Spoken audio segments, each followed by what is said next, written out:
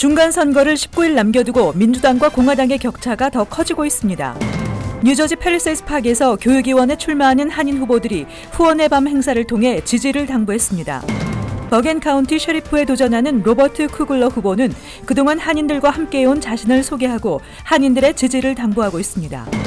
연방 학자금 보조 신청자 중 저소득층 학생들의 추가 검정 요구가 크게 늘어나고 있습니다. 뉴욕, 뉴저지 주민들의 의료비 평균이 전국 평균 의료비보다 크게 높은 것으로 조사됐습니다. 이상은 이 시각 주요 뉴스입니다. 시청자 여러분 안녕하십니까? KBN 뉴스입니다. 중간 선거를 19일 남겨두고 연방 하원에서는 민주당이 다수당으로 바뀌고 연방 상원에서는 공화당이 다수당 지위를 유지할 것이라는 전망이 점점 더 우세해지고 있습니다. 보름 전 조사보다 양당의 격차가 더 커지고 있습니다. 보도에 이명주 기자입니다. 다음 달 6일 치러지는 중간 선거에서 하원은 민주당, 상원은 공화당이 다수당을 차지할 것으로 보입니다. 선거 분석 사이트 538의 조사 통계에 따르면 하원에서 민주당이 다수당이 될 것이라는 전망이 84.5%에 이르는 반면 공화당이 그대로 다수당 위상을 지킬 것이라는 예상은 15.5%에 그쳤습니다. 보름 전에 비해 양당 간 승리 예상 확률 차이가 52.6%포인트에서 69%포인트로 더 벌어져 민주당 승리를 예측하는 분위기가 훨씬 더 강해졌습니다. 상원에서는 공화당이 다수당의 지위를 유지할 것이란 예측이 81%, 민주당이 다수당이 될 것이란 전망은 19%입니다. 보름 전에 비해 양당 승리 전망 격차가 45.2%포인트에서 62%포인트로 더 벌어지며 공화당 승리를 예측하는 분위기가 굳어지고 있습니다. 이번 중간 선거에서 새로 선출하는 상원 의원은 35명입니다. 35개 지역 가운데 현역 민주당 의원 지역구가 26곳으로 산술적으로 볼 때 민주당이 현재 차지하고 있는 26개 지역에서 모두 승리하고 2석을 더 빼앗아와야 다수당이 됩니다. 538의 판세 분석을 보면 선거가 치러지는 35곳 중 민주당 당선이 확실한 지역은 18곳이고 공화당 당선이 확실한 지역은 4곳입니다. 민주당이 우세한 지역은 5곳, 다소 유리한 지역 2곳, 백중세는 2곳이며 공화당이 우세한 지역 3곳, 다소 유리한 지역은 1곳으로 분석되고 있습니다. KBN 뉴스 이명주입니다. 이번 선거에 출마하는 한인 후보들도 일제히 선거운동에 돌입했는데요. 뉴저지 팰리세이드 파크에서 교육위원에 출마하는 한인 후보들이 후원의 밤 행사를 통해 자신의 포부를 밝히고 지지를 당부했습니다. 오랫동안 교육 분야에서 전문가로 활동한 경험이 있어 앞으로의 활약이 기대됩니다. 지한샘 기자의 보도입니다. 어제 저녁 뉴저지 팰리세이드 파크 시루 연회장에서 교육위원에 도전하는 후보 4명을 후원하기 위한 행사가 열렸습니다. 3년 임기직에 도전하는 레베카 리, 민은영, 티모시 양 3명의 한인 후보와 1년 임기직 재선에 도전하는 토머스 마타라조 후보는 행사장에 참석한 지지자들에게 출마의 변을 밝히고 펠팍 교육 환경의 개선을 위해 많은 지지를 부탁한다고 말했습니다. 기호 1번을 배정받은 민은영 후보는 파라무스 공립학교에서 20년 동안 교사로 근무해온 경험을 바탕으로 펠팍 교육질을 향상시키고 학생들의 안전을 위해 힘쓰겠다고 밝혔습니다. 학교 질을 향상시키고 또 학생들을 잘 가르쳐서 또한 또 교사들을 실력 있는 교사들을 써서 학교 질을 높이면 또 타운이 발전이 되니까. 기호 2번 레베카 리 후보는 현재 통역사로 일하고 있으며 펠팍에서 새 아이를 기르고 있는 어머니로서 펠팍 학군의 학부모들의 목소리를 전하는 통로가 되고 싶다고 말했습니다. 이쪽하고 학교하고 학부형들하고 다 이어주는 역할을 해주고 싶어서 그래서 좋은 환경, 좋은 학교로 만들어서 저희 아이들을 키우는 팰리세이드 파크로 만들고 싶어요. 기호 3번 티모시 양 후보는 리치필드 메모리얼 고등학교 교감으로 재직 중이며 자라나는 아이들을 위해 펠팍 교육 환경에 관심을 갖게 됐다며 그동안의 경험을 살려 교육 시스템 발전에 힘쓰겠다고 말했습니다. 제가 이제 에듀케이션 시스템을 많이 임프루브 할 수 있으니까 그리고 그런 익스피리언스가 많으니까 지금 런하고 있습니다. 1년 임기직 기호 2번을 배정받은 토머스 마타라조 후보도 펠팍 학군과 관련된 다양한 이슈들을 차근차근 해결해 나가고 싶다며 임기를 이어갈 수 있도록 지지해달라고 밝혔습니다. 9명으로 구성된 펠팍 교육위원 의석에 이번 한인 후보 3명이 당선될 경우 7명의 한인 교육위원이 펠팍 학군을 이끌어 나가게 됩니다. KBN 뉴스 지한샘입니다. 선거를 앞두고 타민족 후보들도 한인 사회를 찾아 한인들의 지지를 당부하고 있습니다. 버겐 카운티 셰리프에 도전하는 로버트 쿠글러 후보는 그동안 한인들과 함께해온 자신을 소개하고 카운티에 한인 경관을 확대하고 통역 서비스를 제공하겠다고 약속했습니다. 버겐 카운티 셰리프에 도전하는 로버트 쿠글러 후보가 오늘 기자회견을 열고 한인 사회 지지를 부탁했습니다. 현재 버겐 카운티 세들부룩 경찰서장으로 재직 중인 쿠글러 후보는 지난 2003년부터 한인 2, 3세를 위한 멘토링 프로그램을 운영하는 등 한인 커뮤니티와 밀접한 관계를 유지해 왔습니다. 쿠글러 후보는 백인인 본인의 인종을 문제로 버겐 카운티 민주당의 공천을 받지 못해 독립 후보로 선거에 나서게 됐다며 유권자들이 당에 상관없이 카운티의 발전을 위한 후보에 투표하길 바란다고 말했습니다. And when I become the Bergen County Sheriff and when I get all the votes, they're going to know that the Korean American voting bloc is huge. They're going to respect that you, the Korean Americans in Bergen County. 쿠글러 후보는 세들부룩 경찰서장으로 재임하던 중 2명의 한인 경찰과 4명의 여성 경찰을 채용한 것을 언급하며 버겐 카운티 셰리프에 당선될 경우 카운티 한인 주민 비율에 맞게끔 한인 경찰 비율을 늘릴 것을 약속하고 언어 문제로 인해 불편함을 겪는 주민들을 위해 통역 서비스를 제공하겠다고 말했습니다. 이 밖에 억울한 일을 당한 한인 주민들을 위한 한라인을 개설하고 인종차별과 성차별이 없는 카운티를 만들기 위해 최선을 다하겠다고 밝혔습니다. KBN 뉴스 지한샘입니다. 미국에서 매년 불법 체류 부모로부터 한 해에 29만 명의 신생아들이 태어나고 있는 것으로 추산됐습니다. 이 신생아들은 불법 체류 부모로부터 태어나지만 미국 태생으로 자동 시민권자가 되는 신생아들입니다. 워싱턴의 반이민단체 이민연구센터가 최근 공개한 자료에 따르면 미국 내에서 태어나는 신생아 가운데 불법 체류 부모를 둔 신생아는 해마다 약 29만 명에 달하는 것으로 나타났습니다. 미 전국적으로 이민자 부모로부터 태어나는 신생아가 매년 79만 명에 이르는 점을 감안할 경우 이민자 부모를 둔 신생아 5명 중 1명은 불법 체류 부모로부터 태어난 신생아들입니다. 미 이민당국은 21세 이상의 미 시민권자 자녀들이 자신들의 불법 체류 부모들을 이민 초청하는 경우가 매년 17만 명에 달하는 것으로 추산하고 있습니다. 이에 따라 워싱턴 정치권에서는 가족 연쇄 이민의 폐습을 없애기 위한 차원으로 시민권자의 부모에게는 영주권을 발급하지 않고 체류 비자만 제공하는 방안을 추진하고 있습니다. 연방학자금 보조 신청자 중 연소득을 적게 신청한 학생들에 대한 교육부의 추가 검증 요구가 계속 늘어나고 있어 학생들이 연방정부로부터 대학 학비를 지원받는 데 어려움을 겪고 있다는 지적이 일고 있습니다. 교육부가 연방학자금 보조 신청자의 확인을 위해 추가 서류를 요구하거나 무작위로 신청자를 선정해 추가 서류 제출을 요구하기도 하지만 특히 많은 저소득층 학생들이 가구소득 검증을 요구받고 있다고 인사이드 하이어에드가 최근 밝혔습니다. 2년제인 세인트 피터스버그 칼리지에 진학한 학생 중 EFC, 학생 또는 부모가 부담해야 하는 학비를 $0로 기재한 학생 중 40.1%가 2017-2018 학년도 학자금 지원 신청 절차에서 추가 서류 요청을 받은 데 이어 2018-2019 학년도에는 50.2%가 추가 서류 제출 요청을 받았습니다. 소득 검증을 위한 추가 서류 제출 요구는 행정적인 불편을 넘어 학생들이 학자금을 마련하는 데 장애물이 되고 있다는 지적입니다. 노던 버지니아 커뮤니티 칼리지도 2017년 파사 신청 후 추가 서류 제출을 요구받은 학생 중 49.9%가 파사 지원 절차를 마치지 않았다며 EFC를 $0로 기재한 학생 중 과반수가 연방정부의 학자금 지원을 받지 못했다고 우려를 표시했습니다. 캘리포니아 주립 데이비스 대학의 교육대는 지난 4월 발표한 보고서에서 2017-2018 학년도에 캘리포니아주의 커뮤니티 칼리지 학생 중 20%가 자격 요건을 충족하는 것으로 보임에도 학자금 지원을 받지 못했다고 밝혔습니다. 뉴저지 주민들의 의료비 평균이 전국에서 5번째, 뉴욕은 10번째로 높은 것으로 나타나 전국 평균 의료비보다 크게 높은 것으로 조사됐습니다.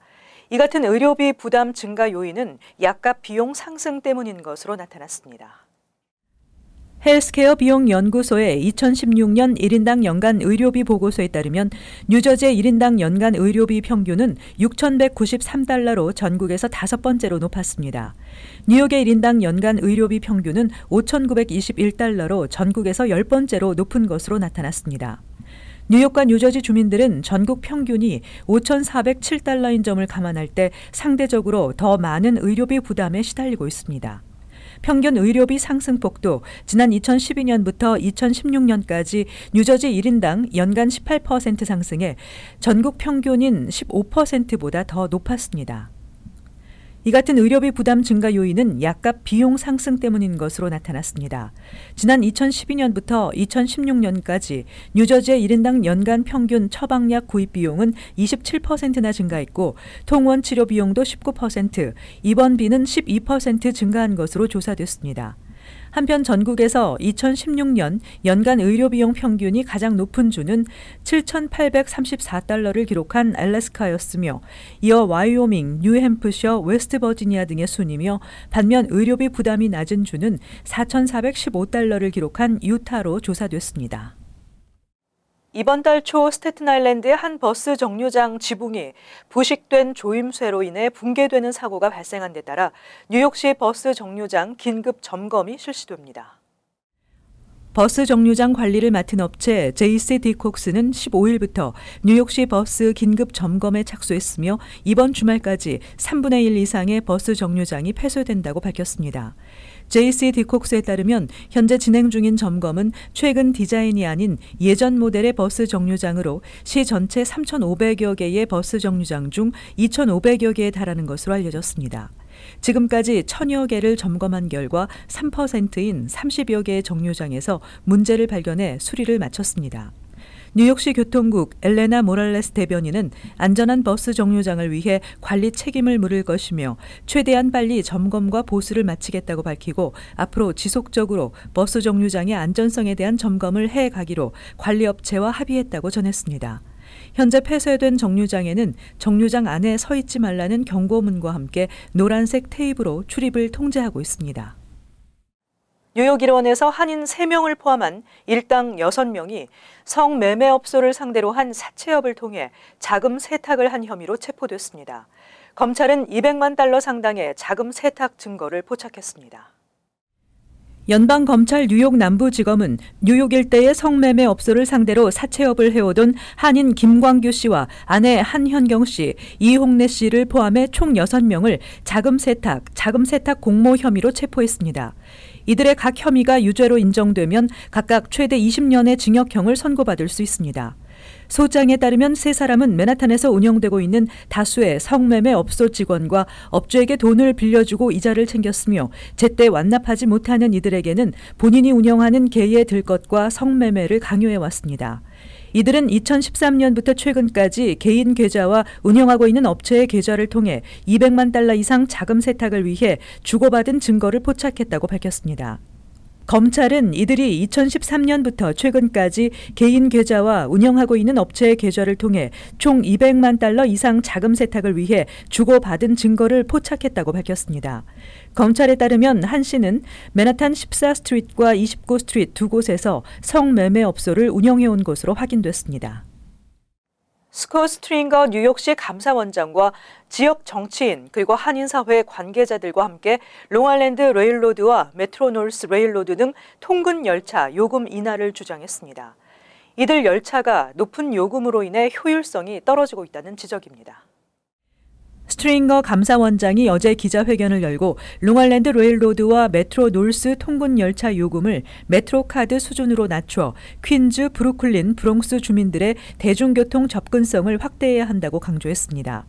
감사원장은 퀸즈와 브루클린, 브롱스 거주민 140여만 명이 열차의 높은 요금 때문에 혼잡한 도로를 이용하거나 전철과 버스를 갈아타는 불편을 겪고 있다고 지적했습니다. 감사원이 발표한 보고서에 따르면 퀸즈 14개 역과 브롱스 13개 역에서 맨해튼 펜스테이션, 그랜센트럴역까지 피크 시간대 편도 요금은 $9 25센트에서 $10 25센트로 메트로 카드보다 3배에서 4배 높아 피크 시간대 롱아일랜드 레일로드는 오전, 오후 각각 평균 233개, 282개 좌석이 빈 상태로 운영되는 것으로 파악됐습니다. 감사원은 통근 열차 요금을 인하하고 퀸즈, 브루클린, 브롱스 지역에 정차역을 추가 설치하며 통근 열차 정차역의 접근성을 높이기 위해 환승 버스 노선을 확대하고 모든 통근 열차역마다 장애인의 편의와 접근성을 확보하는 방안을 추진해 외곽보로의 대중교통 시스템을 향상시켜야 한다고 주장했습니다.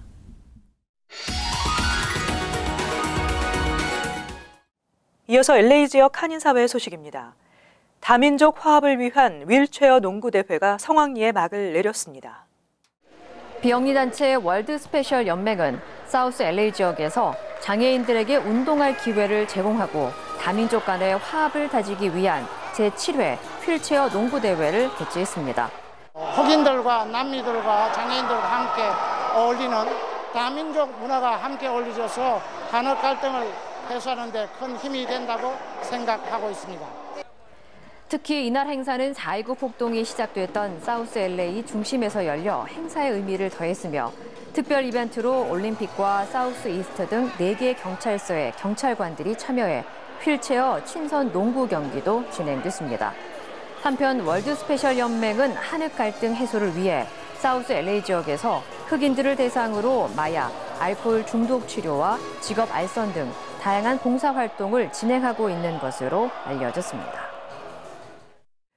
오렌지 카운티에서 올해 처음으로 웨스트나일 바이러스 감염 사망자가 발생했습니다. 오렌지 카운티 보건국은 터스틴 지역에 거주하던 한 노인 여성이 웨스트나일 바이러스에 감염된 이후 합병증으로 끝내 숨졌다고 밝혔습니다. 당국은 웨스트나일 바이러스 감염자 대부분은 미미한 증상을 보이지만 50세 이상이거나 면역력이 약한 사람의 경우 치명적인 합병증을 유발할 수 있어 예방에 각별한 주의가 필요하다고 강조했습니다. 한편 LA 카운티를 포함해 올해 캘리포니아주 전역에서 웨스트나일 바이러스 감염으로 숨진 사례는 현재까지 총 6건으로 집계됐습니다. 이어서 간추린 소식입니다. 독도재단이 애틀란타 한인회와 재미한국학교협의회 애틀란타 지부의 협력으로 한인회관 2층에 홍보관을 설치하고 일반에 공개했습니다.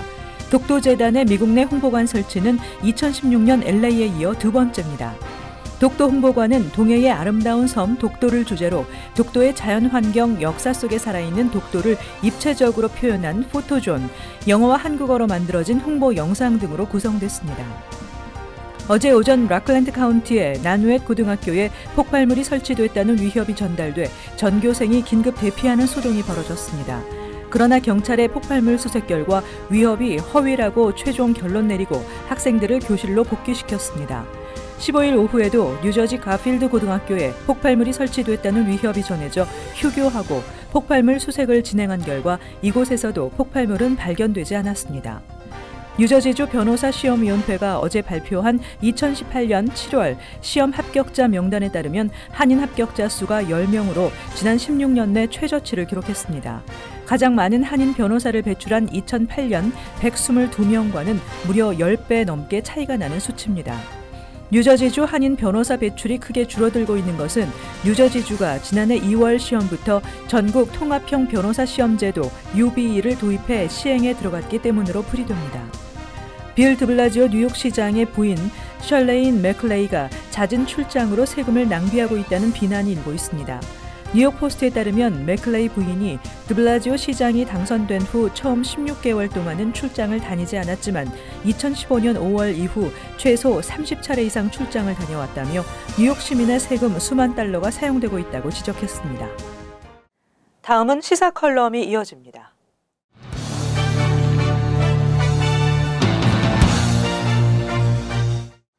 여러분 안녕하십니까? 뉴저지 한인회장 선거 일정이 돌입을 했습니다. 누가 출마를 할까? 한인 동포들은 궁금하기만 합니다. 왜 궁금할까요?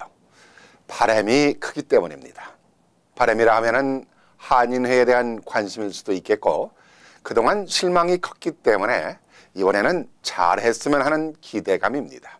그러니까 관심을 가지고 있는 동포들이든 관심이 없는 동포들이든 궁극적으로는 한인회가 잘 되기를 바라는 마음입니다. 그러니까 제발 이제 제대로 된 한인회장이 나와주기를 바라는 겁니다. 과연 이번엔 우리가 원하는 한인회장 후보가 출마를 할까 하는 기대 반 우려 반인데요. 기대와 우려의 바탕에는 의문이 제기되고 있습니다. 그 이유를 짚어보죠. 먼저 공탁금 문제입니다. 순수하게 이루어지던 봉사정신이 공탁금으로 이어지고 그 금액이 5,000달러에서 2만 달러, 어느새 3만 달러에 이르게 됐습니다. 지난 25대 2만 달러에서 26대에는 3만 달러로 인상이 됐습니다. 뉴저지 한인회는 난항인데 공탁금만 올려놓다 보니 후보자가 없습니다. 그러니 비대위까지 발족되면서 결국에는 억지 춘향으로 회장을 추대하는 해프닝이 벌어졌습니다.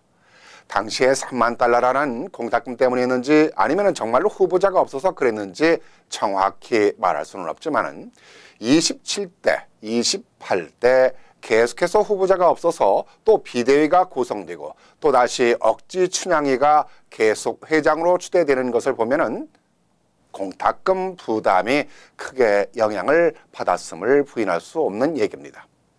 그런데 억지 춘향이든 향단이든 정관에 의거한 공탁금을 제대로 지불해야 했음에도 불구하고 추대라는 이유만으로 공탁금을 반으로 깎아서 지불하더니만 28대에는 이마저도 지불하지 않는 코미디극을 벌였습니다. 누가 봐도 형평성에 어긋나는 집행이 아닌가요? 이런 전례를 비춰볼 때 또다시 이러한 문제가 다시 발생하지 말라는 법이 없듯이 이 위험성이 아주 많습니다. 그러니까 공탁금을 일정 부분 조정을 해야 한다는 것입니다. 이런 의견들이 지배적입니다.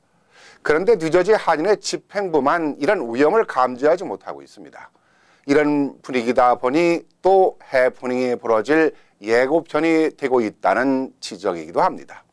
그러다 보니 선관위 측이 공탁금 조정을 요청을 했지만은 현 뉴저지 한인회 집행부는 이를 일격에 묵살했습니다.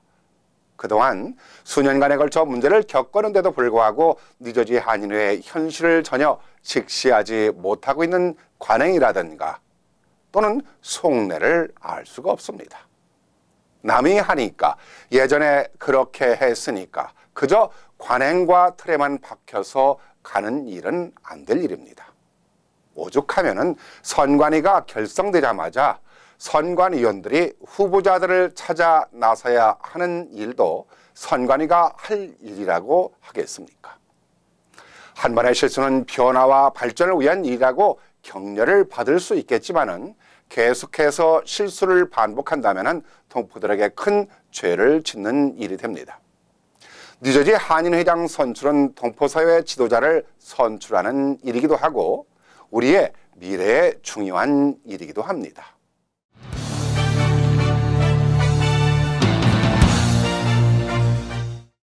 계속해서 환율과 증권 소식입니다.